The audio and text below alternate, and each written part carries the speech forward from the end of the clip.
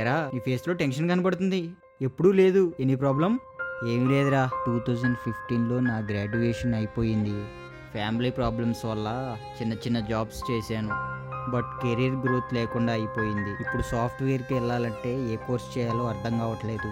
అసలు నాకు సెట్ అవుతుందో లేదో అని టెన్షన్గా ఉంది. నేను నీలానే కెరీర్ గ్యాప్ ఉందని చాలా టెన్షన్ పడ్డాను. అందరూ ఆ కోర్స్ చేయి ఈ కోర్స్ చేయి అంటున్నారు తప్ప కెరీర్ గ్యాప్ ఎలా మేనేజ్ చేయాలో ఎవరూ చెప్పడం లేదు. కానీ మన రవిగాడు రీసెంట్గా సాఫ్ట్వేర్ జాబ్ తెచ్చుకున్నాడు. అదేలారా, వాడి కెరియర్లో గ్యాప్ కూడా ఉంది కదరా. ఎస్, స్విస్ టెక్నాలజీలో కోర్స్ నేర్చుకున్నాడు.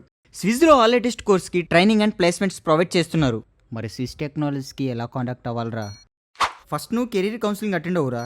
1 వీక్ ఫ్రీ క్లాసెస్ అటెండ్ అవ్వు. నచ్చితే కంటిన్యూ చేయి. ఏంటి 1 వీక్ ఫ్రీ క్లాసెస్సా?